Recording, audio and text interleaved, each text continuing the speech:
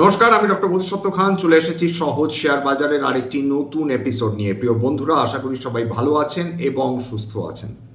আজকের আমরা এমন একটা টপিক নিয়ে আলোচনা করব যেটা সম্ভবত বিনিয়োগকারীরা বেশি নজর দেন না, অথচ এটা খুব গুরুত্বপূর্ণ, বিশেষত আমাদের বিনিয়োগের জন্য, লং টার্ম ইনভেস্টমেন্টের জন্য। আমাদের বিভিন্ন সেক্টরগুলোর ওপর ভারত সরকারের নিয়ন্ত্রণ। সব সেক্টরের কথা বলছি না, কিন্তু বিশেষ করে ও 6টা অত্যন্ত গুরুত্বপূর্ণ সেক্টর রয়েছে যার উপর সরকারের কড়া নিয়ন্ত্রণ রয়েছে। আসুন আজকে সেই বিশেষ 6টা সেক্টর নিয়ে আলোচনা করব, সঙ্গে একটা বোনাস সেক্টর আমরা রাখছি। দয়া করে এই এপিসোডটা শেষ অবধি দেখার চেষ্টা করবেন। বিশ্বের সমস্ত দেশ যার মধ্যে অবশ্যই ভারতবর্ষ রয়েছে, সেখানে বেশ এমন কয়েকটা সেক্টর থাকে যেটা সমাজের জন্য অত্যন্ত গুরুত্বপূর্ণ। অর্থাৎ সমাজ এই সেক্টরগুলোর এমনভাবে ডিপেন্ডেন্ট যে এখানে পণ্যগুলোর দাম যদি কম বেশি হয়ে থাকে, সেটা সমাজের মধ্যে একটা বার্তা আসে।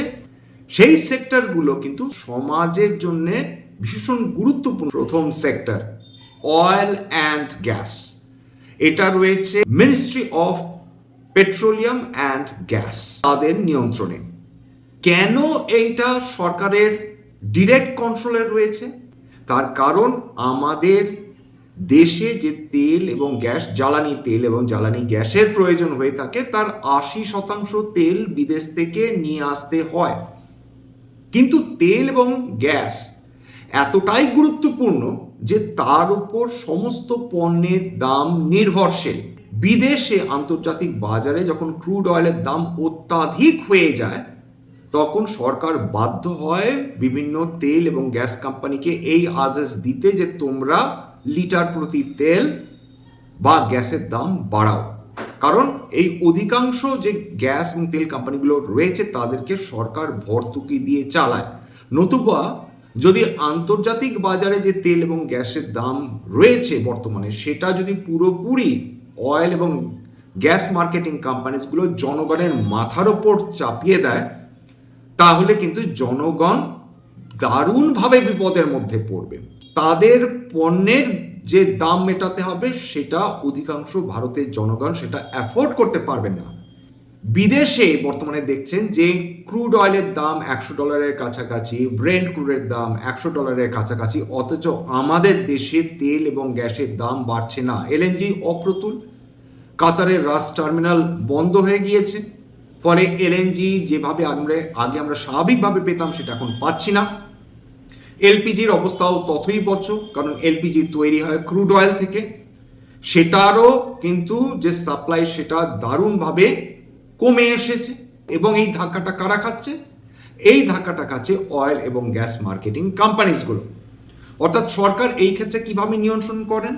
এক, তারা রিটেল প্রাইস, সেটার একটা এমআরপি থাকে, তার ওপর যেতে দেন না। সেটা পেট্রোল হতে পারে, ডিজেল হতে পারে, এলপিজি হতে পারে, এলএনজি হতে পারে। এই বিভিন্ন যে কোম্পানিগুলো রয়েছে, অয়েল মার্কেটিং কোম্পানিজ বা গ্যাস মার্কেটিং কোম্পানিজ, তাদের ক্ষেত্রে আন্ডার রিকভারি হয়, সবসময় তারা টাকা তুলতে পারে না, প্রফিট মার্জিন ভীষণভাবে শ্রিঙ্ক করে যায়, প্রফিটেবিলিটি দারুণভাবে সাফার করে। কিছু কিছু ক্ষেত্রে আপনারা দেখবেন যে কোয়ার্টারলি লসও হচ্ছে, বিশেষ করে ডাউনস্ট্রিম কোম্পানিজ যারা তেল শোধন করে বিক্রি করে। এছাড়া দারুণ ইম্প্যাক্ট পড়ে হচ্ছে return on capital employed, ROC এবং আরওই। এবং আরওসি আরওই কম হলে খুব স্বাভাবিকভাবে বিনিয়োগকারীরা ইউজুয়ালি এই ধরনের কোম্পানিজ থেকে মুখ ফিরিয়ে নেন তৎকালীন সময়। তবে এখানে একটা সাবসিডি বার্ডেন থেকেই থাকে সরকারের ওপর, এবং কোম্পানিগুলোর সবসময় সঠিক সময় যে সাবসিডি হাতে পেয়ে যাবে এমনটি নাও হতে পারে। সাবসিডি ডিলে হলে ক্যাশ ফ্লোতে প্রবলেম চলে আসে। 2 নম্বর হচ্ছে পাওয়ার, ইলেকট্রিসিটি জেনারেশন, ট্রান্সমিশন, ডিস্ট্রিবিউশন, সরকারের কড়া কন্ট্রোল রয়েছে। অর্থাৎ যে কোম্পানিগুলো ইলেকট্রিসিটি তৈরি করছে, যারা একটা জায়গা থেকে আরেকটা জায়গায় সেই বিদ্যুৎ বহন করে নিয়ে যাচ্ছে, এবং সেই কোম্পানিগুলো যারা এই তৈরি হওয়া ইলেকট্রিসিটি বিভিন্ন ঘরে পৌঁছে দিচ্ছে, আপনার আমার ঘরে পৌঁছে দিচ্ছে। একটি বিশেষ সংস্থা রয়েছে সরকারি, যার নাম ইলেকট্রিসিটি রেগুলেটরি কমিশন, সিইআরসি। তারা ট্যারিফ ফিক্স করে যে প্রতি ইউনিট ইলেকট্রিসিটিতে আমাদের কত টাকা দিতে হবে, সেটা সরকার ঠিক করে। যদি এটার কোম্পানিগুলো নির্ধারণ করত যে প্রতি ইউনিট ইলেকট্রিসিটি পিছু আমাদের কত টাকা দিতে হবে, নিশ্চিন্ত থাকুন আমাদের কয়েক গুণ বেশি ইলেকট্রিসিটির দাম মেটাতে হতো। জনস্বার্থে যে সেক্টরগুলো কাজ করে তাদের ওপর সরকারের অ্যাক্টিভ কন্ট্রোল থাকে, রেগুলেশন থাকে। এই কোম্পানিগুলো একটু ব্যাকফুটে সবসময় থাকে, সেটা হচ্ছে cross subsidy.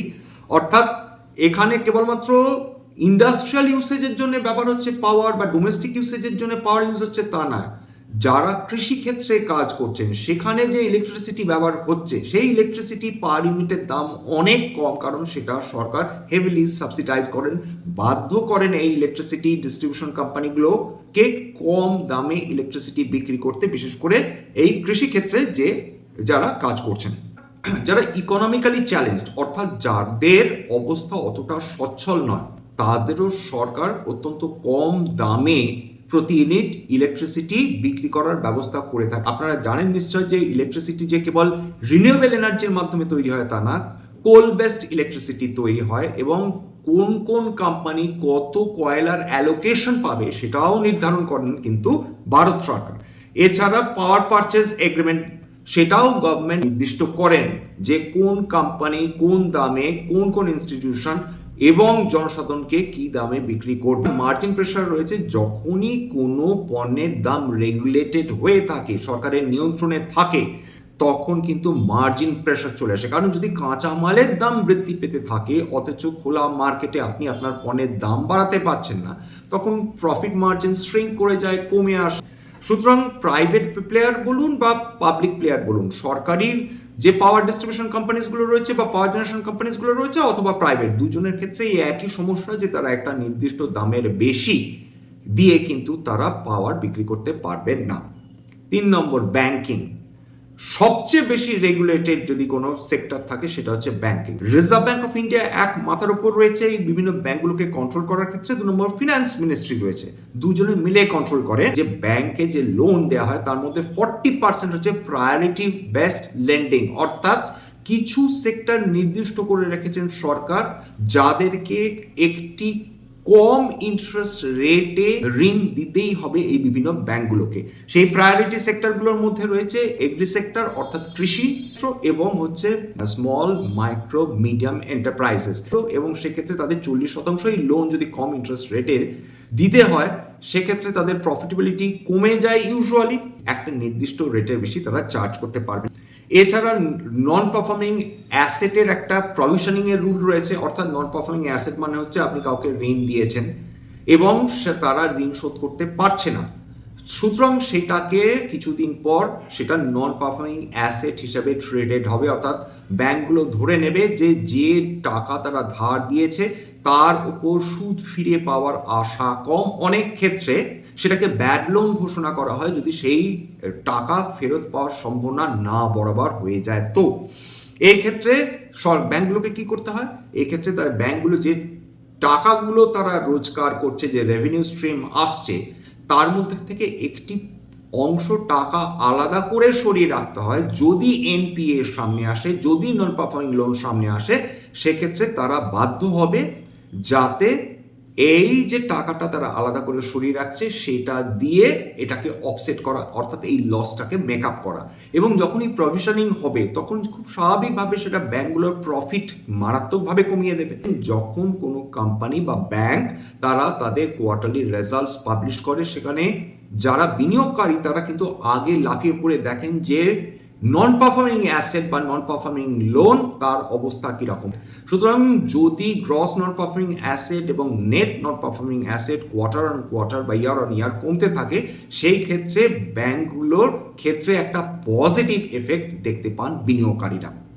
Return on equity কম হবেই, কারণ সেক্ষেত্রে ব্যাংকের বিশেষ করে প্রাইভেট ব্যাংকগুলো তার থেকে রিটার্ন অন ইকুইটি পাবলিক ব্যাংকগুলো কিন্তু অনেকটাই কম হয়ে থাকে। যদিও সম্প্রতিকালে বিগত প্রায় 8-9টা কোয়ার্টার ধরে যে সরকারি ব্যাংকগুলো রয়েছে তারা দারুণভাবে তাদের নন পারফর্মিং অ্যাসেট কমিয়ে এনেছে, এবং এতটাই কমিয়ে এনেছে যে তারা প্রাইভেট ব্যাংকগুলোর থেকে বেটার পারফর্ম করছে রিসেন্ট টাইমসে। 4 নম্বর সেক্টর টেলিকম।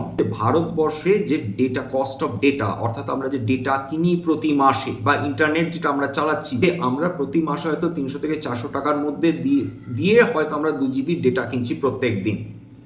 এইটা ভারতবর্ষে যে দামে ডেটা বিক্রি হয় সেটা বিশ্বের মধ্যে চিপেস্ট, অর্থাৎ সবচেয়ে সস্তা।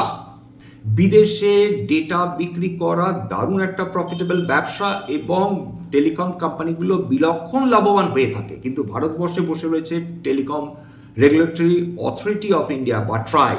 তারা কি ভোদাফোন, কি রিলায়েন্স জিও, কি ভারতী এয়ারটেল কাউকে ছাড় দেয় না। যদি তারা কোনো রকমের গন্ডগোল করে তো তারা রেগুলেট করে ট্যারিফ কি নির্ধারণ করা হবে, কোন কোম্পানি কত ট্যারিফ ডিসাইড করবে পার কনজিউমার। স্পেকট্রাম অকশন, এই যে 4G 5Gর কথা শুনছেন, এইগুলো কিন্তু 1-2 টাকার ব্যাপার না, এগুলো 50,000 60,000 কোটি টাকার একটা সাইকেল কিনতে খরচ হয় বিভিন্ন কোম্পানিগুলোর। এছাড়া অ্যাডজাস্টেড গ্রস রেভিনিউ কে কি, তার সংজ্ঞা কি হবে সেটা নিয়েও কিন্তু প্রত্যেক বছর পরিবর্তন হতে থাকে। এর ফলে স্পেকট্রামের দাম অত্যাধিক বেশি, তো হাই গভর্নমেন্ট ফি তাদেরকে দিতে হয় বিভিন্ন টেলিকম সংস্থাকে, এবং এজিআর এত বেশি পরিমাণ হয়ে থাকে অ্যাডজাস্টেড গ্রস রেভিনিউ, তার একটা অংশ সরকারকে দিতে হয়। যে সম্প্রতিকালে আপনারা দেখেছেন যে ভোদাফোন আইডিয়া প্রায় 30-40 হাজার কোটি টাকা তারা এজিআর ডিউ নিয়ে তারা রীতিমতন তারা নুব্জ হয়ে যাচ্ছে এই ঋণের ভারে। ফলে সরকারও বাধ্য হচ্ছে মাঝে মাঝে, যেহেতু আমাদের দেশে মাত্র 3 থেকে 4টে এরকম সংস্থা রয়েছে যারা 145 কোটি মানুষকে পরিষেবা দিচ্ছে, ফলে মাঝে মাঝে সরকারকেও একটু নরম হতে হয় বই কি, সেটা আমরা ভোদাফোন আইডিয়ার ক্ষেত্রে দেখছি। এই কোম্পানিগুলো অধিকাংশ ক্ষেত্রে, সেটা ভারতী এয়ারটেল বলুন, সেটা ভোদাফোন বলুন, সেটা জিও বলুন, সেটা বিএসএনএল বলুন বা টাটার গ্রুপের কথা বলুন, এদের মাথার উপর সবসময় সুবিশাল ঋণ থাকে, কম্পিটিশন মার্জিন অত্যন্ত কম হয়। 5 নম্বর ইন্স্যুরেন্স, সেটা লাইফ ইন্স্যুরেন্স বলুন, জেনারেল ইন্স্যুরেন্স বলুন, প্রপার্টি ইন্স্যুরেন্স বলুন, সেখানে IRDAI মাথার উপর বসে রয়েছে। কি নিয়ে? যে প্রোডাক্ট অ্যাপ্রুভাল তারাই দেবে, কোন ধরনের প্রোডাক্ট এই ইন্স্যুরেন্স কোম্পানিগুলো বিক্রি করছে সেটা IRDAI ওভারলুক করে। 2 নম্বর ইনভেস্টমেন্ট গাইডলাইন কে তৈরি করবে? কোম্পানিগুলো? উত্তর হচ্ছে না, সেটা তৈরি করে দেবে IRDAI। সলভেন্সি মার্জিন কি রকম বিভিন্ন কোম্পানি থাকবে সেটা তৈরি করে দেবে IRDAI। কমিশন ক্যাপ কত থাকবে, অর্থাৎ যারা এই প্রোডাক্ট ইন্স্যুরেন্স প্রোডাক্ট বিক্রি করছে বিভিন্ন এজেন্ট, তারা একটা নির্দিষ্ট পার্সেন্টেজের বেশি কোনো কোম্পানির প্রোডাক্টের থেকে তারা পাবে না। যদিও ফরেন ডিরেক্ট ইনভেস্টমেন্ট ক্যাপ সম্প্রতিকাল বিভিন্ন ইন্স্যুরেন্স কোম্পানিতে 100% করেছেন বটে সরকার, কিন্তু এর প্রফিট মার্জিন ভীষণ কম, প্রোডাক্ট প্রাইসিং ফ্লেক্সিবিলিটি নেই বললেই চলে। সুতরাং এই সেক্টরটি পার্টিকুলারলি বর্তমানে কিন্তু ভীষণ স্লো গ্রোথ দেখিয়ে চলছে। 6 নম্বর ফার্টিলাইজার এবং এই অ্যাগ্রো কেমিক্যালস। এর আগে বহুবার আলোচনা করেছি যে দেখুন, ফার্টিলাইজার অর্থাৎ সার যেটা আমাদের চাষি ভাইরা ব্যবহার করে থাকেন, তার মধ্যে সবচেয়ে জনপ্রিয় এবং সবচেয়ে গুরুত্বপূর্ণ যে সার সেটা হচ্ছে ইউরিয়া। এই ইউরিয়া তৈরি হয় কিন্তু অ্যামোনিয়া থেকে, এবং এই অ্যামোনিয়া তৈরি হয় মিথেন থেকে। সেই মিথেন আসে কিন্তু সেই প্রাকৃতিক গ্যাস ভেঙে। এই প্রাকৃতিক গ্যাস যেটা বর্তমানে দারুণভাবে অপ্রতুল হয়ে রয়েছে, কারণ মধ্যপ্রাচ্য থেকে গ্যাসের আসার পরিমাণ দারুণভাবে কমে গিয়েছে। স্ট্রেট অফ হরমুজ এখনো খোলা সম্ভব হয়নি, কারণ ইরান বলছে তারা জলের তলায়, সমুদ্রের জলের তলায় যে মাইনগুলো বসিয়েছিল তারা সেগুলো এখন খুঁজে পাচ্ছে না। অর্থাৎ সাংঘাতিক একটি ঘটনা। ইরানও যদি হাল ছেড়ে দেয় এবং সেই মাইনগুলো যদি সমুদ্রের তলায় ভেসে বেড়ায়, কোনো কারণে যদি কোনো একটি তেলবাহী কার্গোর সঙ্গে তার সংঘর্ষ হয়, তাহলে বুঝতেই পারছেন একটা কেওটিক কন্ডিশন তৈরি হবে। লক্ষ লক্ষ কোটি কোটি টাকার সম্পদ কয়েক মিনিটের মধ্যে কিন্তু আকাশে উড়ে যাবে। ফার্টিলাইজার এবং অ্যাগ্রোকেমিক্যাল এইটা সবচেয়ে সেন্সিটিভ সেক্টর। সরকার মানে ভেঙে যাবে, তবু ফার্টিলাইজারের দাম কিছুতেই বাড়াতে দেবে না কোনো কোম্পানিকে, সেটা প্রাইভেট কোম্পানি বলুন বা সরকারি কোম্পানিগুলো বলুন। সেই ক্ষেত্রে গভর্নমেন্ট সাবসিডি, সরকার সবচেয়ে বেশি সাবসিডি যে সেক্টরে দিয়ে থাকে সেটা কিন্তু এই ফার্টিলাইজার এবং agrochemicals. Maximum retail price already fixed, সুতরাং ইম্পোর্ট ডিপেন্ডেন্সি আমাদের মারাত্মক। আমাদের অধিকাংশ সার বিদেশ থেকে আমদানি করতে হয়, কারণ আমাদের কাছে যথেষ্ট পরিমাণ প্রাকৃতিক গ্যাস নেই। সেই ক্ষেত্রে সেই সাবসিডি কিন্তু সরকারই দিয়ে থাকেন। অনেক ক্ষেত্রে এই সব সেক্টরে বিভিন্ন কোম্পানি সাবসিডি পেতে তাদের দেরি হয়, ফলে তাদের কিন্তু ওয়ার্কিং ক্যাপিটালের উপর চাপ পড়ে, তাদের ক্যাশ ফ্লোর উপর চাপ পড়ে। খুব স্বাভাবিকভাবে তাদের প্রফিটেবিলিটি মার্জিনও কিন্তু ভীষণ কম হয়ে থাকে। এবং যে বোনাস সেক্টরের কথা বলেছিলাম সেটা হচ্ছে রেলওয়েজে আপনারা অধিকাংশ সময় যখনই টিকিট কাটতে যাবেন আপনাকে আইআরসিটিসির মাধ্যমেই টিকিট কাটতে হবে। কোনো ধরনের বিশ্রামাগার চান কোনো রেল স্টেশনে, সেখানে গিয়ে দেখবেন যে রুমগুলো যে ভাড়া দেওয়া হচ্ছে সেটা কিন্তু আইআরসিটিসি দিচ্ছে, অর্থাৎ সরকারের প্রায় সম্পূর্ণ কন্ট্রোল রয়েছে রেলওয়েজে যে কেটারিং সেটার দায়িত্বে রয়েছে আইআরসিটিসি, অর্থাৎ এখানে পুরোটাই গভর্নমেন্ট মনোপলি। এবং যেহেতু এটা জনস্বার্থে ব্যবহার করা হয়, সুতরাং না ট্রেনের ভাড়া, না বিভিন্ন খাদ্য বস্তু যেগুলো বিক্রি করা হয় তার দাম, এমনকি যে হোটেলগুলো আইআরসিটিসি চালায় সেক্ষেত্রেও কিন্তু তার দাম বা তার ভাড়া সবসময় নিয়ন্ত্রণ করে বা কম দাম রাখতে বাধ্য করে সরকার। এক্ষেত্রে আইআরসিটিসিও কিন্তু ব্যতিক্রম নয়। স্বাভাবিকভাবে এই যত সেক্টরগুলো আলোচনা করলাম তার অন্তর্গত সমস্ত কোম্পানি তার প্রফিটেবিলিটি ডেফিনেটলি এফেক্টেড হয়, তার রিটার্ন অন ক্যাপিটাল এমপ্লয়েড সবসময় এফেক্টেড হয়, তার রিটার্ন অন ইকুইটিও কিন্তু দারুণভাবে এফেক্টেড হয়ে থাকে। স্ট্যান্ডার্ড ডিসক্লেমার, প্রথম কথা বলে দিই যে এটা কেবলমাত্র একটা এডুকেশনাল চ্যানেল। বাঙালি বিনিয়োগকারীদের ইনভেস্টার অ্যাওয়ারনেস বৃদ্ধির জন্য এখানে কোনো ধরনের কোনো শেয়ারের buy sell, recommendation, suggestion, advice এমনকি ইনফ্লুয়েন্স করার প্রচেষ্টা নেই। আমার কথা শুনে যদি কোনো শেয়ারের বাই সেল সিদ্ধান্ত নেন ক্ষতির মুখোমুখি হতে পারেন। সুতরাং সবসময় একজন সেবি রেজিস্টার্ড ইনভেস্টমেন্ট অ্যাডভাইসারের পরামর্শ নেওয়ার চেষ্টা করবেন বা নিজের ডিউ ডিলিজেন্স করবেন, সেক্ষেত্রে আপনারা উপকৃত হলেও হতে পারেন। এবং স্ট্যান্ডার্ড ডিসক্লোজার, যে কোম্পানিজগুলো নিয়ে আলোচনা করলাম হতে পারে তার মধ্যে কয়েকটা কোম্পানিতে আমার বা আমার পরিবারের ভেস্টেড ইন্টারেস্ট থাকলেও থাকতে পারে। ভবিষ্যতে যদি নতুন করে কিনি বা বিক্রি করি আগাম বিজ্ঞপ্তি দিয়ে কিনতে বা বিক্রি করতে পারবো না।